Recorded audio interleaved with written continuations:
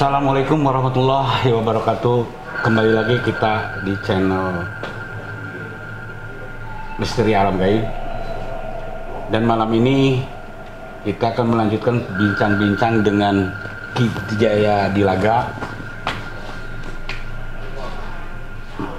Masalah Ibu Ratu Subanglarang ya Ki ya. Kemarin gini Ki, apa namanya itu menjadi unek-unek sebetulnya pertanyaan saya itu waktu Aki diserang nih masalah naga nih Ki, kalau seandainya nanti Aki kesana lagi nih, iya, mungkin akan ketemu lagi dengan naga itu Ki. Mungkin akan terjadi pertempuran lagi. Kira-kira naga itu kalau didohirkan bentuknya apa Ki? Ya mungkin awal kalau Aki ke sana lagi ada pertempuran lagi dengan dua naga itu. Mungkin awal pertama Aki mau mengambil mustikanya yang satunya lagi yang warna merah itu, karena kuncinya itu kalau diambil musikanya naga itu akan lemah lah gitu. Jadi sehingga jadi sehingga Aki insya Allah bisa mendohirkan.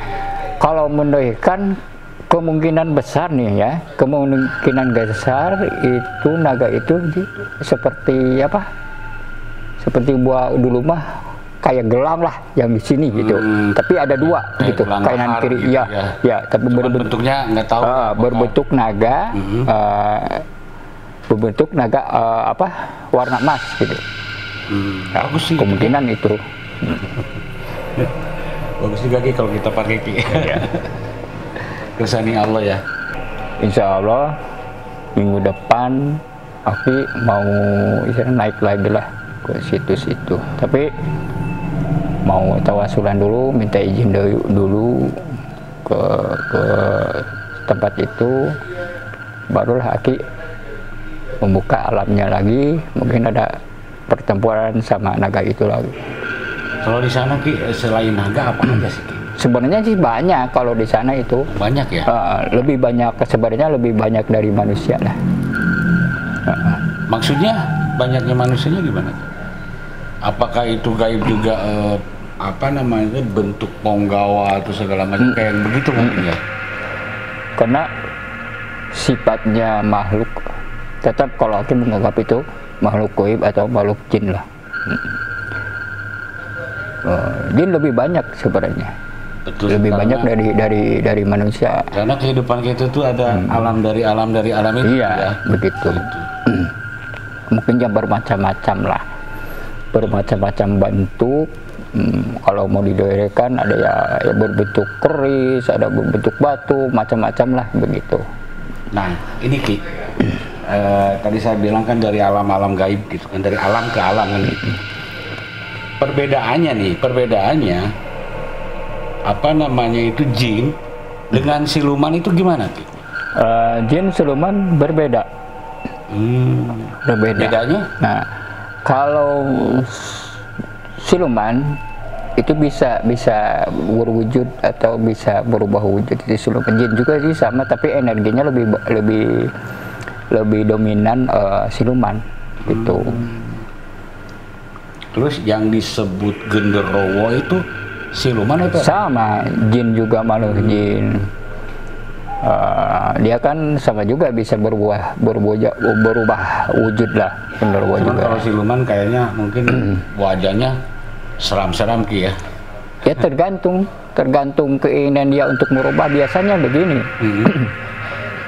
Makanya kalau kita istilahnya mau tirakat atau tawasulan di tempat teralam terbuka lah, makanya kita harus baca sholawat, karena sholawat itu apabila masih makhluk itu memunculkan menyeramkan gitu tubuhnya atau menyerupakan wujudnya gitu ya, tidak menyeramkan, makanya kita disarankan untuk kalau mau berselawat. Insya Allah berwujudnya tidak begitu menyeramkan. Nah, ini kan untuk pengalaman juga ya buat pemirsa, jangan takut sama makhluk-makhluk jin atau siluman, karena manusia itu adalah makhluk yang dimuliakan oleh Allah. Betul. Begitu. Kalaupun misalkan kita ada keraguan-raguan, ketakutan dalam hati, atau misalkan kalau kita jalan kemana suka berat lah, merinding segala macam, bacakanlah sholawat kan gitu. Insya Allah Allah akan melindungi kita semua. Amin. Sebenarnya sih makhluk-makhluk seperti begitu, seperti jin itu, apabila kita misalkan melewat ke daerah yang dibilang angker lah begitu, kalau pikiran kita tertuju ke bentuk makhluk itu, dia itu akan mengikuti apa yang di pikiran kita bentuknya begitu. Iya, sugesti ya. Ya oke, untuk apa namanya itu, untuk pengetahuan kita juga ya pemirsa. Kita kembali lagi nih ke pembicaraan awal Niki ya, mengenai situs Ibu Ratu Subang Larang kan. Dulu pernah diceritakan kenapa beliau tidak mau disebut Subang Larang kan begitu ya. Nah, mungkin ada apa namanya itu, sepengetahuan Aki gimana, terus istilahnya kalaupun misalkan kita ke sana itu harus bagaimana gitu, kalau misalkan kita ziarah ke makomnya atau ke situsnya, gimana menurut Aki? Iya, itu awalnya ini udah dasar keyakinan Aki ya. Mungkin beda-beda keyakinan, untuk maksudnya beda keyakinan apa yang di situ-situ itu makom siapa gitu. Nah, Aki fokusnya keyakinan itu makom Ibu Subang Larang gitu. Nah, pada saat Aki bikin baligo itu untuk dipasang itu dinamakan Ratu Ibu Subang Larang, itu selalu tumbang rubuh. Iya. Nah, kenapa ini rubuh, nggak ada angin gitu. Nah, Aki istilahnya tawasulan, penyebabnya apa? Alhamdulillah ada jawaban bahwa dia itu tidak mau disebut Ratu Ibu Subang Larang. Nah, kenapa begitu? Kata dia karena namanya udah dipakai. Dipakai di mana? Ya, dipakai istilahnya. Kabupaten Subang. Mungkin begitu, ya? Mungkin. Terus banyak orang yang istilahnya mengaku ibu, kadang-kadang Ibu Subang Larang gitu. Yang nggak tahu persis ibu. Dengan alasan begitu karena namanya udah dipakai. Terus gitu. Ini Ki, sepengetahuan saya nih, ada juga situs katanya Ibu Subang Larang juga di daerah Pagaden kalau nggak salah. Itu menurut Aki gimana Ki? Ya itu sama juga sih, itu juga sama juga. Maksud samanya gimana? Maksud sama itu sama peninggalan dari Ibu Subang Larang. Kalau itu, lah iya, ya. Peninggalan Ibu Subang. Kalau nggak salah dulu mendirikan pesantren yang namanya Kobong. Gitu. Dalam syariah Islam dia menyebarkan agama Islam setelah dari gurunya Syekh Kuro gitu. Oh ya Ki, menurut Aki kan sering lah mungkin ke sana. Di situ ada juga Ki, Syekh Kuro gurunya itu, atau Prabu Siliwangi atau anak-anaknya ada nggak Ki? Menurut penglihatan Aki waktu Aki ke sana. Kalau untuk penglihatan Aki sih bahwa kalau Syekh Kuro ada. Ada. Karena Aki bukan Aki sih sebenarnya, ada yang menemukan kitab yang logo depannya itu menggambarkan Syekh Kuro. Ya, seperti giok lah begitu. Iya. Nah, diketemukan kemungkinan di sana adalah istilahnya ada auranya Syekh Kuro gitu. Kalau untuk Prabu Siliwanginya memang selalu ada sebenarnya di mana-mana juga. Iya. Yang namanya Pajajaran atau Jawa Barat itu ya identik dengan Prabu Siliwangi. Kalau Prabu Siliwangi kan yang banyak tuh patapakan. Iya. beliaunya nggak tahu entah kemana lah gitu kan, moksa kan gitu, nggak tahu berada di mana gitu kan. Terus gini Ki, sepengetahuan Aki waktu di sana yang dilihat Aki itu benda-benda apa aja yang ada di sana Ki? Banyak seperti beginilah, di dalam pasukan atau pengiring, pengawal seorang ibu, mungkin berbagai macam punya pegangan senjata begitu. Kalau dulu mah dalam kerajaan itu istilahnya pangkat atau kedudukan itu memegang satu senjata begitu, seperti tombak, beda-beda bentuk atau jenis gitu, coraknya beda-beda. Mungkin tingkatan namanya itu level lah gitu, beda-beda senjata itu ya.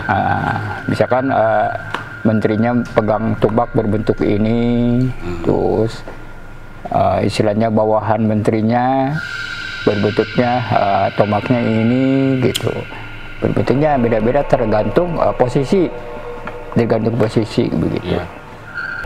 Terus gini Ki, kalau cerita Ibu Ratu Pajajaran itu kan kemarin diceritakan ada leit yang 25 itu ya. Memang. Itu menurut penglihatan Aki apa sih isi di dalam itu? Itu tidak jauh sebenarnya dari makom Ibu Ratu Pajajaran ya.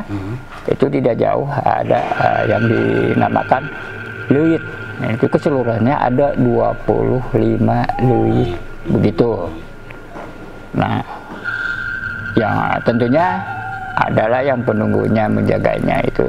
Yang menjaganya namanya Ranggalawe, gitu. Dan di sana juga ada Gunung Subang atau Kampung Subang lah, dulu mah disebut Kampung Subang, kalau sekarang Gunung Subang gitu. Ada di sana. Mungkin itu perkampungan. Ada ke perkampungan begitu. Zaman dulunya ada kehidupan lah gitu. Ada kehidupan, iya. Nah itu makanya dari sejarah itu, kalau menurut orang tua saya, makomnya Ibu Subang Larang itu tidak jauh dikelilingi sama pohon bambu. Iya. Banyak bambu-bambu yang mengelilingi keduanya, itu ada leit. Kebetulan sekali bahwa di sana itu ada daerah yang namanya leit gitu. Oh, nama kampungnya Ki ya? Bukan nama kampung, nggak ada perkampungan. Jadi nama satu tempat atau daerah, lingkungan tidak jauh dari makamnya dinamakan itu ada leit. Dari dulunya udah ada. Makanya Aki ngorek bahwa di sana meyakinkan, jadi yakin itu ya, bahwa di sanalah makam Ibu Subang Larang. Iya. Kalau leit kan bahasanya, bukan bahasa Sundanya, lumbung padi. Berarti dulunya itu ada kehidupan. Berarti menggambarkan kemakmuran ya. Kemakmuran. Dan ini mahkota yang terakhir lah, istilahnya pesinggahan dari Sumedang, Subang. Dan itu mahkotanya istilahnya kalau diartikan sama Aki lah, itu kemakmuran. Kenapa? Yang namanya kerajaan Pajajaran itu kemakmuran, begitu. Terus saya pengen tahu nih, kerajaan Pajajaran itu sebetulnya di mana Ki? Kalau menurut aku sih walau alam ya, mungkin mungkin kalau versi Aki di Bogor. Di Bogor ya? Iya, di Bogor. Ya, karena mungkin pemirsa juga tahunya itu bahwa Pajajaran itu ada di Bogor ya. Ya. Kalau Subang itu persinggahan. Karena kan kerajaan itu dihilangkan ya. Kenapa Subang itu tempat persinggahan orang-orang dulu ya, orang-orang tua dulu bersinggah atau menetap di Subang. Sampai sekarang pun mitosnya Subang, kalau orang luar datang ke Subang selalu betah lah gitu istilahnya, enak tinggal di Subang. Ya karena mitosnya itu persinggahan seorang ibu atau orang tua dulu gitu. ya istilahnya banyak yang transit ke Subang gitu. Ya betul, di dalam Al-Quran juga kan kita harus gimana tuh kan selalu ibu yang diutamakan. Saya itu kan gitu ya. Sangat bangga lah jadi putra Subang. Ya. Saya lahir di Subang. Alhamdulillah ya. Orang tua saya asli Sagalaherang. Ya, lahir asli orang Sagalaherang, Subang. Oke pemirsa, tadi yang diceritakan Aki sekilas ya mengenai situs Ibu Ratu Pajajaran. Barangkali teman-teman atau misalkan ada yang minat untuk mengunjungi situs tersebut, insya Allah akan kami bantu. Jangan lupa di subscribe ya, sama di like juga, komen. Dan untuk komen yang paling menarik akan mendapatkan sebuah kaos eksklusif dari kami, Misteri Alam Gaib. Dan juga untuk teman-teman yang punya cerita atau pengalaman mengenai dunia alam gaib, misteri alam gaib ini, silakan datang ke alamat kami. Terima kasih. Wassalamualaikum warahmatullahi wabarakatuh. Waalaikumsalam warahmatullahi wabarakatuh.